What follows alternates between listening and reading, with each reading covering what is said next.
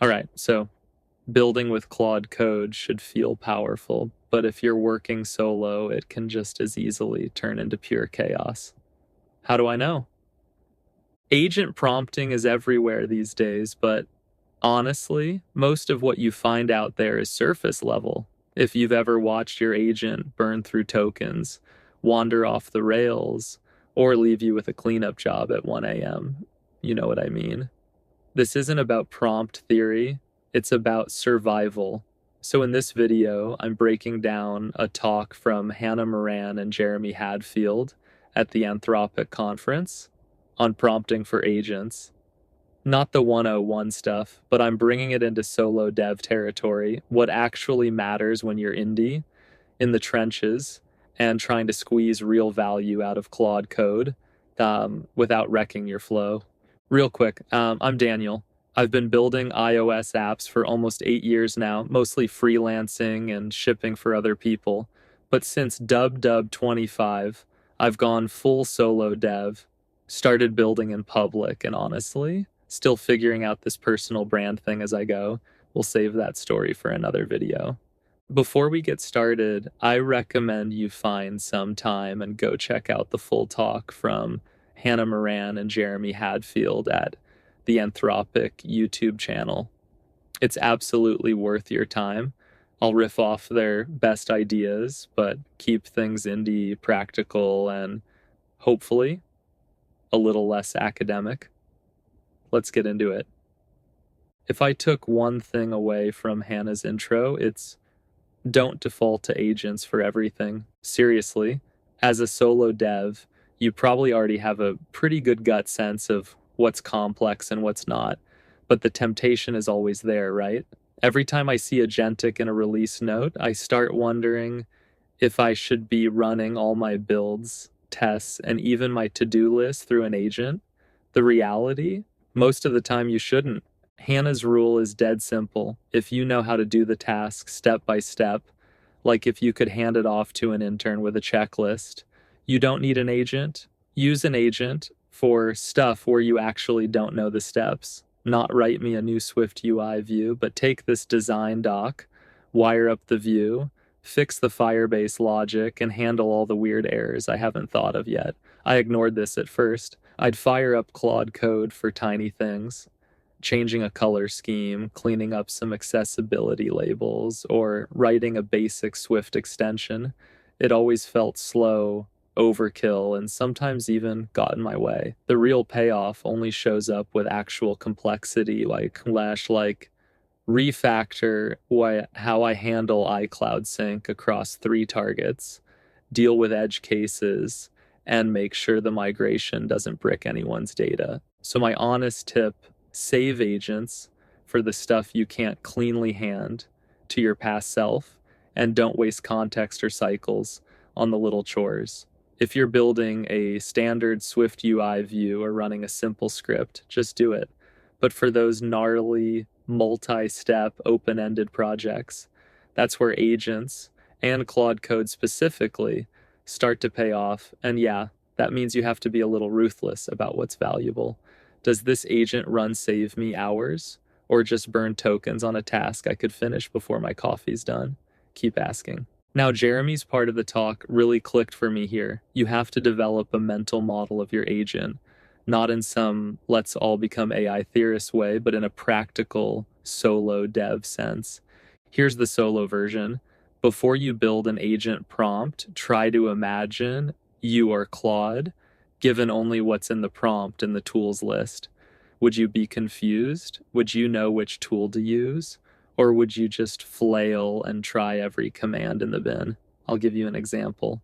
A few months ago, I set up Claude Code to automate my release pipeline. I listed a bunch of scripts, and in my head, it all made sense. But I never explained when to use which or what dependencies mattered. First time I let Claude loose, total chaos. It tried running scripts in the wrong order, missed flags, and even skipped steps I assumed were obvious. That's when I realized I never gave the agent a real mental model. The real trick is to sit down and think out loud in your prompt. spell out concepts that you take for granted. If a tool is destructive, say nuking a folder or cleaning builds, make sure that's super clear. If there's a safe way to run things or a preferred sequence, write it out, not just for Claude, but for your future self, who will also forget these edge cases. Once I started treating my agent prompts like onboarding a new junior dev, super explicit, don't skip steps, always point out landmines, I stopped burning hours on debugging. Why did the agent mess up my build? Moments. You're not dumbing it down, you're giving the AI a fighting chance. So, yeah, before you blame the model, ask, did I actually make the environment make sense? Or did I just hope for the best? This next bit is pure gold from the Anthropic crew, and it's one I learned the hard way. Agents need clear heuristics and boundaries explicitly. Jeremy's story about the agent doing endless web searches hits home. How many times have you seen a tool keep going even after the problem is solved just because you never told it when to quit? I used to think, Claude's smart, it'll figure out when to stop. Nope, left alone, it'll keep running tool calls, keep exploring, keep searching, and eventually you're out of context and out of patience. Their budget trick is something I use now for bigger multi-step tasks. I'll literally say, for simple queries, use no more than 5 tool calls. For complex ones, up to 15. If you find a satisfactory answer, stop. I even add reminders like, don't try to find the perfect source if 3 attempts fail. Summarize your best effort and move on. In my own projects, this has been the difference between an agent that actually wraps up work and one that spins out, gets lost, or worse, nukes my session limit with endless retries. So whenever I start a new agent prompt, I build in clear stopping conditions, and I expect that I'll need to tweak these after seeing how the agent behaves. One extra I've borrowed from the talk: treat your agent like a new hire, not a senior. You wouldn't just say, figure it out to someone starting on your team. Give the agent the guardrails, heuristics, and done signals it needs to act responsibly. Otherwise, you'll find yourself cleaning up its mess. Trust me, been there. I think this is where solo iOS devs have the most to gain and the most to lose. Tool selection sounds corporate, but it's actually about how you give your agent power. Here's the mistake I made and see all the time: giving agents too many tools or tools that are too similar. Anthropic's team warns about this. If you've got a search app store and a find app info and a lookup app stats, but don't clarify when or why to use each, Claude will just guess. And honestly, it'll guess wrong a lot. In my projects, I used to wire up every little helper script, thinking more tools equals more power. Wrong. The more overlap, the more confused your agent gets. Now, I try to consolidate. If 2 scripts do 80% of the same thing, I merge them and give the tool a clear, unambiguous name and purpose. Also, every tool gets a description, not for me, but for the agent. I treat it like I'm giving it to a contractor who doesn't know my stack. What's the tool for? When should it be used? What shouldn't it touch? The clearer you make this, the better your agent will behave. For solo devs, this isn't academic. If your AI screws up your environment, wipes the wrong directory, or fails to push the right config MIUI, you're the one cleaning up, not some QA team. So front load the tool selection and description work, even if it feels a bit like over-documenting. The peace of mind is worth it. And if you're using Bash, custom Swift scripts, or anything off the beaten path, tell the agent, paste example usage in claude.md or your session context. It's boring, but it's what keeps you in control. This is the real world solo dev secret sauce Anthropic shared. And honestly, it saved me more stress than any prompt engineering hack out there.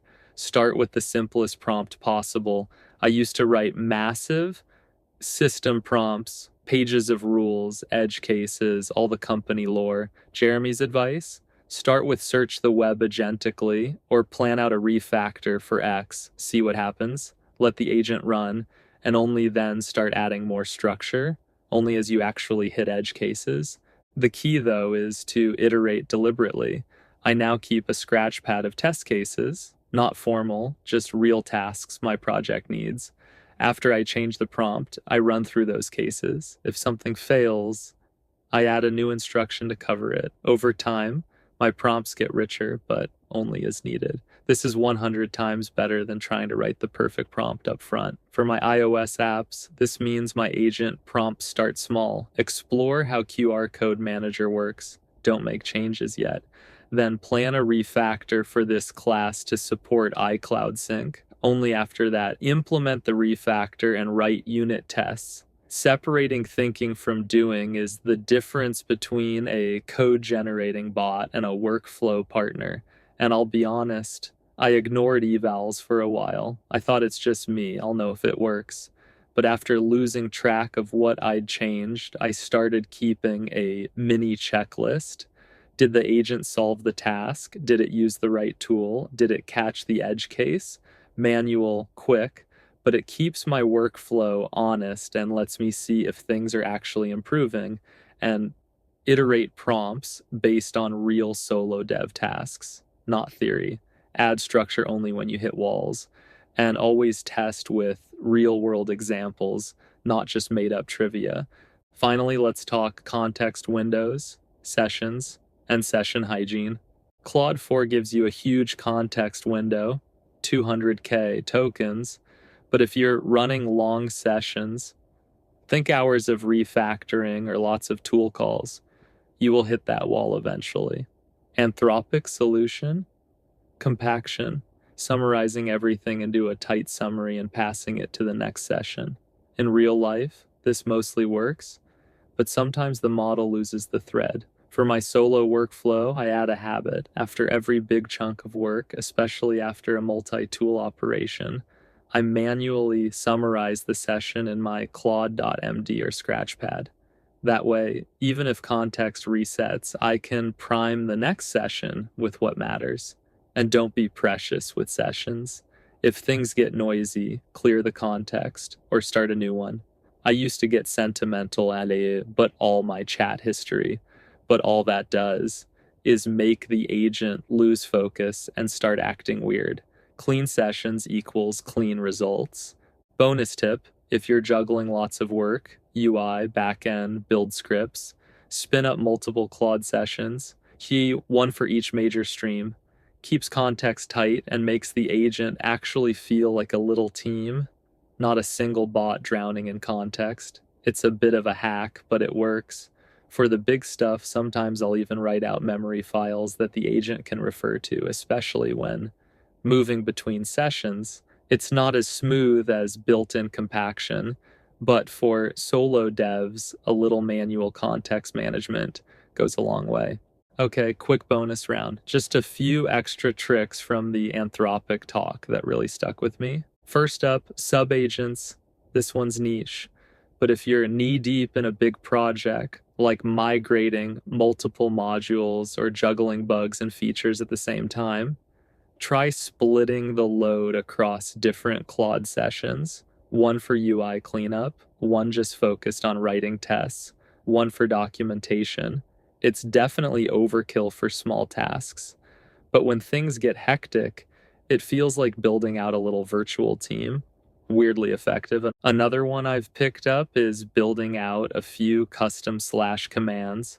If there's a prompt I use all the time, like adding accessibility labels or spinning up a certain style of SwiftUI preview, I just save it as a quick command. Way less typing and honestly, fewer mistakes. They also mentioned this idea of using Claude as a judge for outputs. And yeah, it's a little nerdy, but super useful if you're trying to run consistent evaluations on something like refactor results or code generation. Just give it a rubric and let it grade itself. And don't sleep on visuals. I've started pasting in Figma exports or UI screenshots during longer sessions. And Claude can actually work with that, not just code, real visual feedback. For design-heavy tasks, that's been kind of a game changer. There's also what I call safe YOLO mode, basically letting Claude go wild inside a local dev container. If you sandbox it right, you can give it a bunch of batch tasks, like cleaning up code, running lint scripts, or refactoring, and just let it rip. Obviously, don't do this in prod, but locally, it's fun. Last one, rubber duck mode. If I'm feeling stuck or fuzzy, I'll literally have Claude review my week with me, just walking through commits, open issues, or messy thoughts out loud helps surface stuff I missed. It's like talking to yourself, but smarter. So that's my breakdown of prompting for agents and why it actually matters when you're building solo with tools like Claude Code. Not just the concepts, but how to apply them in a way that makes your workflow smoother, less brittle, and more honest. The real trick isn't stuffing your prompts with rules. It's thinking like a builder, guiding your agent like a teammate, and knowing when to step in.